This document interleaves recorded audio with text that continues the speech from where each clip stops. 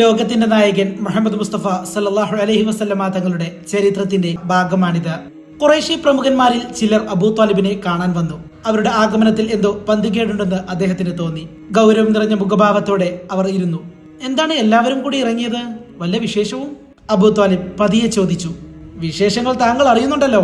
സഹോദരപുത്രൻ നാട്ടിലുണ്ടാക്കുന്ന കുഴപ്പങ്ങൾ. അബൂ ത്വാലിബിന് കാര്യം മനസ്സിലായി. ഞങ്ങൾ ഗൗരവമായി ചില കാര്യങ്ങൾ തീരുമാനിച്ചിട്ടുണ്ട്. അത് താങ്കളെ അറിയിക്കുകയാണ്. നമ്മുടെ പൂർവികർ പിൻപറ്റിപ്പോന്ന ദൈവങ്ങളെയൊക്കെ മുഹമ്മദ് തള്ളിപ്പറയുന്നു. അവൻ പുതിയൊരു മതവുമായി വന്നിരിക്കുന്നു. ഇങ്ങനെ പോയാൽ നാട്ടിൽ കുഴപ്പങ്ങളുണ്ടാകും. ഈ പ്രവർത്തനവുമായി മുന്നോട്ട് പോവാൻ അനുവദിക്കരുത്. അവനെ തടയാൻ നിങ്ങളെ കൊണ്ടാവില്ല എന്നുണ്ടെങ്കിൽ ഞങ്ങൾക്ക് വിട്ടുതരിക. വേണ്ടതുപോലെ കൈകാര്യം ചെയ്യാൻ ഞങ്ങൾക്കറിയാം. എന്ത് പറയുന്നു താങ്കൾ? ഞാൻ അവനോട് പറഞ്ഞു നോക്കാം, അബൂ ത്വാലിബ് പറഞ്ഞു. പറഞ്ഞതുകൊണ്ടായില്ല, പറഞ്ഞു പിന്തിരിപ്പിക്കണം. അതാണ് നിങ്ങൾ ചെയ്യേണ്ടത്. പിന്മാറുന്നില്ലെങ്കിൽ അവനെ ഞങ്ങൾക്ക് വിട്ടുതരണം. ഞങ്ങൾ തൽക്കാലം പോകുന്നു, പിന്നീട് വരാം. ഖുറൈശി നേതാക്കൾ ഇറങ്ങിപ്പോയി. മനസ്സമാധാനമില്ലാത്ത നിലയ്ക്കാണ് അവർ പോയത്. അബൂ ത്വാലിബ് ഏറെ വിഷമിച്ചു. സഹോദരപുത്രനെ ഈ പ്രവൃത്തിയിൽ നിന്നും എങ്ങനെ പിന്തിരിപ്പിക്കും? പറഞ്ഞാൽ കേൾക്കുമോ? കേട്ടില്ലെങ്കിൽ എന്തായിരിക്കും ഫലം? ഖുറൈശികൾ ആക്രമിക്കും. അവരുടെ ആക്രമണത്തിൽ നിന്ന് അവനെ രക്ഷിക്കാൻ തന്നെ കൊണ്ടാകുമോ?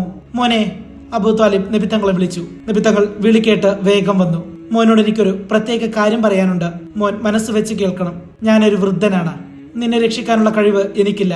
നിന്റെ ഇപ്പോഴത്തെ ഈ പ്രവർത്തനം നിർത്തിയില്ല എങ്കിൽ ഖുറൈശികൾ നിന്നെ ഉപദ്രവിക്കും. അവരുടെ ആക്രമണത്തിൽ നിന്നും നിന്നെ രക്ഷിക്കാൻ എന്നെ കൊണ്ടാവുകയില്ല.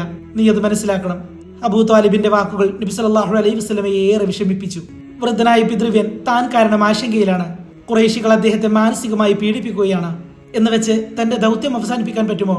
പരസ്യമായി ഇസ്ലാം മത പ്രചാരണം നടത്താൻ തന്നെ നിയോഗിച്ചത് സർവശക്തനായ അള്ളാഹു ആകുന്നു. ജനങ്ങൾക്ക് സന്മാർഗത്തിന്റെ പ്രകാശം കാണിച്ചു കൊടുക്കണം. അവരെ സത്യദീനിലേക്ക് ക്ഷണിക്കണം. ഇത് അള്ളാഹുവിന്റെ കൽപ്പനയാണ്. അബൂ ത്വാലിബിന് പ്രയാസമുണ്ടാകുന്നത് കൊണ്ട് പ്രവാചക ദൗത്യം നിർത്തിവെക്കാൻ പറ്റുമോ? തന്റെ കടമ താൻ തന്നെ നിർവഹിക്കണമല്ലോ. വികാരഭരിതനായി പോയി. അതൊരു ഉറച്ച നിലപാടായിരുന്നു. അബൂ ത്വാലിബിന്റെ മുന്നിൽ നിന്നുകൊണ്ട് സഹോദരപുത്രൻ പ്രഖ്യാപിച്ചു, എന്റെ ആത്മാവ് ആരുടെ കയ്യിലാണോ അവനെ കൊണ്ട് ഞാൻ സത്യം ചെയ്യുന്നു. സൂര്യനെ എന്റെ വലത് കൈയിലും ചന്ദ്രന് ഇടത് കൈയിലും വെച്ച് തന്നാൽ പോലും ഞാൻ ഈ ദൗത്യത്തിൽ നിന്നും പിന്തിരിയുകയില്ല. അബൂ ത്വാലിബ് ഞെട്ടിപ്പോയി. എന്തൊരു ധീരമായ മറുപടി! തന്റെ സഹോദരപുത്രനെ ഈ ശ്രമത്തിൽ നിന്നും പിന്തിരിപ്പിക്കാൻ ഒരു ശക്തിക്കും സാധ്യമല്ലെന്ന് ബോധ്യമായി. വികാരാവേശത്തോടെ അബൂ ത്വാലിബ് പറഞ്ഞു, വേണ്ട മോനെ, വേണ്ട മോനെ. നിനക്ക് നന്മയെന്ന് തോന്നുന്നത് നീ പ്രവർത്തിച്ചുകൊള്ളൂ. നിന്നെ ഒരാൾക്കും പിന്തിരിപ്പിക്കാനാവില്ല. നിന്നെ ഞാൻ ആർക്കും വിട്ടുകൊടുക്കുകയുമില്ല. എന്റെ ശരീരത്തിൽ ജീവനുള്ള കാലത്തോളം ഞാൻ നിന്നെ സംരക്ഷിക്കും. ഈ വൃദ്ധൻ നിന്റെ പിന്നിലുണ്ടാകും. നബി സല്ലല്ലാഹു അലൈഹി വസല്ലമ തങ്ങൾക്ക് ഏറെ ആശ്വാസം തോന്നി. ഇത് വളരെ ബലമുള്ളൊരു അത്താണി തന്നെ. സഹോദരപുത്രൻ വീട്ടിൽ നിന്നും ഇറങ്ങിപ്പോയി. എന്നിട്ടും ആ വാക്കുകൾ കാതിൽ മുഴങ്ങുന്നു. അവനെ പിന്തിരിപ്പിക്കാൻ ഒരാൾക്കുമാവില്ല. ഖുറൈശികൾ ഏതാനും ദിവസങ്ങൾ പ്രതീക്ഷയോടെ കാത്തിരുന്നു. അബൂ ത്വാലിബിന്റെ വാക്കുകൾ സഹോദരപുത്രൻ അനുസരിക്കുമെന്ന് പ്രതീക്ഷിച്ചു. പക്ഷേ ആ പ്രതീക്ഷ തെറ്റി. മുഹമ്മദ് മതപ്രചരണം തുടരുകയാണ്. പലരും ഇസ്ലാം മതത്തിൽ ചേർന്നുകൊണ്ടിരുന്നു. ചേർന്നവരാരും മടങ്ങുന്നില്ല. മർദ്ദനങ്ങൾ കൊണ്ട് പ്രയോജനവും കാണുന്നില്ല. അബൂ ത്വാലിബിന് മേൽ സമ്മർദ്ദം ചെലുത്തിയിട്ടും പ്രയോജനം വന്നില്ല. ഇനി എന്താണ് വഴി? ഒന്നുകിൽ പണം കൊടുത്ത് പിന്തിരിപ്പിക്കുക, അല്ലെങ്കിൽ മറ്റു രീതിയിൽ സ്വാധീനിക്കുക. അതിനുവേണ്ടി സമർത്ഥനായ ഒരാളെ വിടാം. സമർത്ഥനായ ഉത്ബത്ത് ബിൻ റബീഅയെ അയക്കാൻ ഖുറൈശികൾ തീരുമാനിച്ചു. വേണ്ട ഉപദേശങ്ങൾ നൽകി ഖുറൈശികൾ ഉത്ബത്തിനെ പറഞ്ഞയച്ചു. കാര്യം നേടുമെന്ന പ്രതീക്ഷയിൽ ഉത്ബത്ത് പ്രവാചകൻ സല്ലല്ലാഹു അലൈഹി വസല്ലമ തങ്ങളെ കണ്ടു. എന്തൊക്കെയുണ്ട് മുഹമ്മദ് വിശേഷങ്ങൾ? ഉത്ബത്ത് വളരെ സ്നേഹഭാവത്തിൽ ചോദിച്ചു. സന്തോഷം തന്നെ. ഉത്ബത്ത്, സുഖം തന്നെയാണോ? എനിക്ക് സുഖം തന്നെ. ഇപ്പോൾ ഈ വരവിന് പ്രത്യേകിച്ച് ലക്ഷ്യം വല്ലതുമുണ്ടോ? അതെ, അല്പം സംസാരിക്കാനുണ്ട്. പറഞ്ഞോളൂ. ഖുറൈശി നേതാക്കൾ പറഞ്ഞയച്ചിട്ടാണ് ഞാൻ ഇങ്ങോട്ട് വന്നത്. നമ്മുടെ നാട്ടിൽ സമാധാനം നിലനിൽക്കണം. പരസ്പരം വെറുപ്പും മത്സരവും വേണ്ട. അതിന് താങ്കൾ ഈ പുതിയ മതപരിവർത്തനം നിർത്തണം. അതിന് ഞങ്ങൾ ചില വ്യവസ്ഥകൾ അംഗീകരിക്കാം. വ്യവസ്ഥകളോ? അതെന്താണ്? താങ്കൾ എന്ത് കാര്യം ആവശ്യപ്പെട്ടാലും ഖുറൈശികൾ അത് നിർവഹിച്ചു തരും. പറഞ്ഞോളൂ, എന്ത് വേണം? ധാരാളം പണം വേണോ? അതോ അതിസുന്ദരിയായ ഒരു പെൺകുട്ടിയെ വിവാഹം ചെയ്യണോ? ചെയ്തു തരാം. ഇവിടെ ഒരു ഭരണാധികാരിയാക്കണമെന്നുണ്ടോ? നിങ്ങളെ ഞങ്ങൾ രാജാവായി അംഗീകരിക്കാം. ഈ പുതിയ തത്വങ്ങൾ പറഞ്ഞു നടക്കുന്നത് വല്ല അസുഖങ്ങളും പിടിപെട്ടതുകൊണ്ടാണോ? എങ്കിൽ ആ രോഗത്തിന് നമുക്ക് ചികിത്സയും നടത്താം. പറഞ്ഞോളൂ, എന്ത് വേണം? ഉത്ബത്ത് പറഞ്ഞു നിർത്തി. പ്രതികരണത്തിന് കാത്തുനിന്നു. സഹോദര, താങ്കൾ എന്താണ് പറഞ്ഞത്? അല്ലാഹു സുബ്ഹാനഹു വ തആല ഇസ്ലാം ദീനിലേക്ക് ജനങ്ങളെ ക്ഷണിക്കാൻ എന്നോട് കൽപ്പിച്ചു. ഞാനത് നിർവഹിക്കുന്നു. അവൻ എനിക്ക് വഹി ഇറക്കുന്നു. ദീനിനു പകരം താങ്കൾ പറഞ്ഞ സംഗതികൾ സ്വീകരിക്കണമെന്നാണോ? സാധ്യമല്ല. അള്ളാഹുവിന്റെ വചനങ്ങൾ ശ്രദ്ധിക്കൂ. നബി സല്ലല്ലാഹു അലൈഹി വസല്ലമ വിശുദ്ധ ഖുർആനിൽ നിന്നും ഏതാനും ആയത്തുകൾ ഓതി കേൾപ്പിച്ചു. എന്താണിത്? എന്താണ് കേൾക്കുന്നത്? ഇതൊരു മനുഷ്യ വചനങ്ങളല്ല. ഇതൊരു കവിതയുമല്ല. ഇത് ഗദ്യവുമല്ല. ഉബൈദ് കിടുകിടുത്തു പോയി. എന്തൊരു സാഹിത്യം! എന്തൊരു കരുത്ത്! മനുഷ്യ മനസ്സിനെ ആടിയുലക്കാൻ പോകുന്ന വചനങ്ങൾ. വഹി വളരെ മഹത്തരമാണെന്ന് ഖുറൈശികളോട് പറയണം. അവരും ഇത് വന്ന് കേൾക്കട്ടെ, ഇത് ഉൾക്കൊള്ളട്ടെ. ഇതുവരെ മുഹമ്മദിനെ പറ്റി പറഞ്ഞതൊന്നും ശരിയല്ല. അത് ഖുറൈശികൾ അറിയട്ടെ. ഉത്ബത്ത് പെട്ടെന്ന് തന്നെ മടങ്ങിപ്പോയി. ഖുറൈശികൾ കാത്തിരിക്കുകയായിരുന്നു. ഉത്ബത്തിനെ കണ്ടപ്പോൾ തന്നെ ഖുറൈശികളുടെ ആവേശം തണുത്തു. പോയ മുഖഭാവമായിട്ടല്ല മടങ്ങി വരുന്നത്. ഖുറൈശി സഹോദരന്മാരെ, ഞാൻ പറയുന്നത് വിശ്വസിക്കൂ. മുഹമ്മദ് പാരായണം ചെയ്യുന്നത് വെറും കവിതയല്ല, അതിനേക്കാൾ വളരെ മഹത്തായതാണ്. മുഹമ്മദിനെ വെറുതെ വിട്ടേക്കൂ. നീയൊരു ബുദ്ധിമാനാണെന്ന് കരുതിയാണ് നിന്നെ പറഞ്ഞയച്ചത്. നീയൊരു മണ്ടനായി പോയല്ലോ. അവന്റെ വാക്കുകളിൽ നീ കുടുങ്ങിപ്പോയല്ലോ. പാവം. ബുദ്ധിമാനായ ഉത്തബത്തിനെ ഖുറൈശികൾ തള്ളിക്കളഞ്ഞു. തങ്ങൾ സ്വീകരിച്ച 2 മാർഗങ്ങളും വിജയിച്ചില്ല. ഇനി ശക്തിയുടെ മാർഗം മാത്രമേ ബാക്കിയുള്ളൂ. ഇസ്ലാം മതം സ്വീകരിക്കുന്നവരെ ശക്തി കൊണ്ട് നേരിടുക. ഏകനായ അള്ളാഹുവിലും അവന്റെ റസൂലിലും വിശ്വസിച്ചവരെ തകർത്ത് തരിപ്പണമാക്കാൻ ഖുറൈശി പ്രമുഖന്മാർ പദ്ധതികൾ തയ്യാറാക്കി. അബുൽ ഹക്കം എന്നു പേരുള്ള അബൂജഹൽ കുപ്രസിദ്ധനായ നേതാവ്. അങ്ങനെ ഇസ്ലാം മതം വിശ്വസിച്ചവരെ അടിച്ചൊതുക്കാനുള്ള ഒരുക്കം. മർദ്ദനത്തിന്റെ നാളുകൾ വരവായി. സനീറ എന്ന പെൺകുട്ടി. അടുക്കളയിൽ തളച്ചിടപ്പെട്ട ജീവിതം. യജമാനന്റെ സമ്മതമില്ലാതെ പുറത്തിറങ്ങാനാവില്ല. എല്ലാ യജമാനന്മാരുടെയും സൃഷ്ടാവിനെ കുറിച്ച് കേട്ടപ്പോൾ സനീറയുടെ കൽബ് തുടിച്ചു. ഏകനായ അള്ളാഹു, മനുഷ്യരെല്ലാം അവന്റെ സൃഷ്ടികൾ. ആ നിലയിൽ എല്ലാവരും സഹോദരങ്ങൾ. സാഹോദര്യത്തിന്റെ സന്ദേശവുമായി വന്ന പ്രവാചകൻ. ആ പ്രവാചകൻ ഉരുവിടുന്ന വിശുദ്ധ ഖുർആനിന്റെ ആയത്തുകൾ അത് കേട്ടാൽ മനുഷ്യൻ കോരിത്തരിക്കും. മനുഷ്യ മനസ്സിൽ കൊടുങ്കാറ്റടിക്കും. എല്ലാം പറഞ്ഞു കേട്ട കാര്യങ്ങൾ കേട്ടപ്പോൾ ആ പ്രവാചകനെ കാണാൻ വല്ലാത്തൊരു മോഹം തോന്നി. ഉപദേശം കേൾക്കാൻ കൊതിയാകുന്നു. വിശുദ്ധ ഖുർആനിലെ ആയത്തുകൾ കേൾക്കണം. അടുക്കളയിൽ റൊട്ടി ചുടുമ്പോഴും ഇറച്ചി പൊരിക്കുമ്പോഴുമെല്ലാം ആ ഒരൊറ്റ ചിന്ത മാത്രം. പ്രവാചകൻ അർക്കമിന്റെ വീട്ടിലാണെന്നറിയാം. കാണണമെങ്കിൽ അവിടെ പോകണം. യജമാനന്മാരുടെ ശ്രദ്ധയിൽപ്പെടാതെ എങ്ങനെ പോകും? പോകാതിരിക്കാൻ വയ്യ. മനസ്സ് തുടിക്കുന്നു. ഒരു നാൾ ആരും അറിയാതെ വീട്ടിൽ നിന്നിറങ്ങി ഒരൊറ്റ നടത്തം. ആരുടെയും ശ്രദ്ധയിൽപ്പെടാതെ പ്രവാചക സന്നിധിയിലെത്തി. പ്രവാചകനെ കണ്ടു. ആ വചനങ്ങൾ കേട്ടു. വിശുദ്ധ ഖുർആനിലെ ആയത്തുകൾ കേട്ടു. സനീറയുടെ കൽബ് ആടിയുലഞ്ഞു. വയ്യ, സഹിച്ചു നിൽക്കാനാവില്ല. സത്യസാക്ഷ്യം വഹിക്കാൻ ഇനി വൈകിക്കൂടാ. ഉടനെ പ്രഖ്യാപിച്ചു, അള്ളാഹു ഏകനാണെന്നും അവന് പങ്കുകാരില്ലെന്നും മുഹമ്മദ് അവന്റെ റസൂലാണെന്നും ഞാനിതാ സാക്ഷ്യം വഹിക്കുന്നു. അങ്ങനെ സനീറ സത്യവിശ്വാസം കൊണ്ടു. ഇനിയൊരു ശക്തിക്കും സനീറയെ പിന്തിരിപ്പിക്കാനാവില്ല. സൂക്ഷിക്കണം. വിശ്വസിച്ച കാര്യം പരസ്യമാക്കരുത്. സമ്മതിച്ചു. തിരിച്ചു പോന്നു. ആരും കണ്ടില്ല, പിടിക്കപ്പെട്ടില്ല. പതിവ് പോലെ ജോലികൾ തുടർന്നു. ദിവസങ്ങൾ കഴിഞ്ഞപ്പോൾ വീണ്ടും മോഹം. പ്രവാചക സന്നിധിയിൽ പറന്നെത്തണം. സഹിക്കുന്നില്ല. ആയത്തുകൾ കേൾക്കണം. തൗഹീദിന്റെ മഹാശക്തി തന്നെ നയിക്കുന്നു. വീട്ടിൽ നിന്നിറങ്ങി വഴിയിൽ നോക്കി. ഒരാൾക്കും സംശയം നൽകാതെ നടന്നു. പ്രവാചക സന്നിധിയിലെത്തി. പറഞ്ഞറിയിക്കാനാവാത്ത ആഹ്ലാദം. വിശുദ്ധ ഖുർആനിന്റെ വചനങ്ങൾ. ദിവ്യമായ അനുഭൂതി. അതിൽ ലയിച്ചിരുന്നു പോയി. വീണ്ടും മടക്കം. പിടിക്കപ്പെടാതിരിക്കാൻ സൂക്ഷിച്ചു. പലതവണ ഇത് ആവർത്തിച്ചു. ആ ആവർത്തനം ചിലരുടെ ശ്രദ്ധയിൽപ്പെട്ടു. അവർ പിന്തുടർന്നു. അങ്ങനെ പിടിയിലായി. സനീറ പിടിക്കപ്പെട്ടു. സനീറയുടെ സത്യവിശ്വാസം ചോദ്യം ചെയ്യപ്പെട്ടു. കഠിനമായ പരീക്ഷണം. യജമാനന്മാർ ഉറച്ച സ്വരത്തിൽ പറഞ്ഞു, നീ അവനെ തള്ളിപ്പറയണം. അവന്റെ ദീനിൽ നിന്നും നീ മടങ്ങണം. നിന്നെ ശിക്ഷിക്കില്ല. ഞാൻ സത്യമെന്നും സ്വീകരിച്ചു. സത്യത്തിൽ നിന്നും ഇനിയൊരു മടക്കമില്ല. എന്നെ വെറുതെ വിടൂ. നിന്നെ ഞങ്ങൾ വെറുതെ വിടില്ല. നീ അവന്റെ മതത്തിൽ നിന്നും മടങ്ങുന്നതുവരെ വേദന അനുഭവിക്കും. ഇനി എനിക്കൊരു മടക്കമില്ല. അടിയുടെ ശബ്ദം മുഖത്തും ശിരസിലും കരങ്ങളിലും. മടങ്ങുമെന്ന് പറയൂ. ലാ ഇലാഹ ഇല്ലല്ലാഹ്. ക്രൂരന്മാരുടെ കരങ്ങൾ ഇടതടവില്ലാതെ ചലിച്ചുകൊണ്ടിരുന്നു. വിശ്വാസത്തിന് നേരെയുള്ള അതിക്രമം. മക്ക പട്ടണത്തിൽ പലവിധ വിശ്വാസക്കാരുണ്ട്. അവർക്കൊന്നും ഒരു പ്രശ്നവുമില്ല.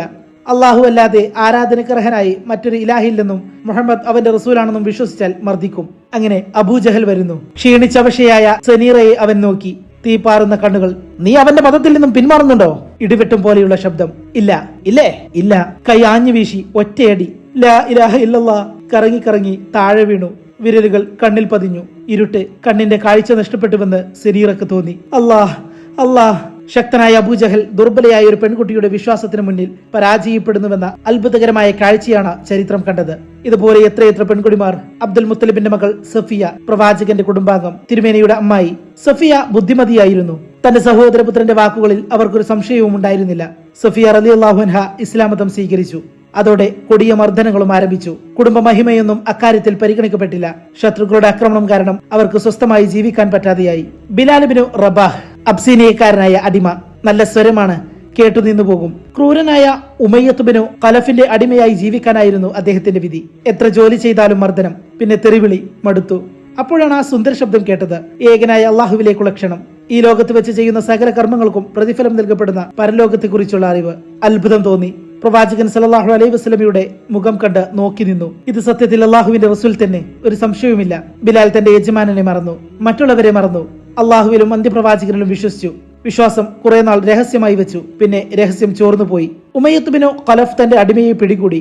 ഇസ്ലാം മതം കൈവെടിയണം. ഞാനാണ് കൽപ്പിക്കുന്നത്, നിന്റെ യജമാനൻ കൽപ്പിക്കുന്ന എന്ത് ജോലിയും ഞാൻ ചെയ്യുന്നുണ്ട്. വിശ്വസ്തനായ അടിമയാണ് ഞാൻ. എന്നെ സൃഷ്ടിച്ച അള്ളാഹുവിൽ ഞാൻ വിശ്വസിക്കുന്നു. അള്ളാഹുവിന്റെ റസൂലിലും. എന്നെ വെറുതെ വിടൂ. എന്റെ വിശ്വാസം കൊണ്ട് നിങ്ങൾക്കൊരു നഷ്ടവും വരില്ല. തീർച്ച. എടാ ധിക്കാരി, നിന്റെ വിശ്വാസം ഞാൻ തകർക്കും.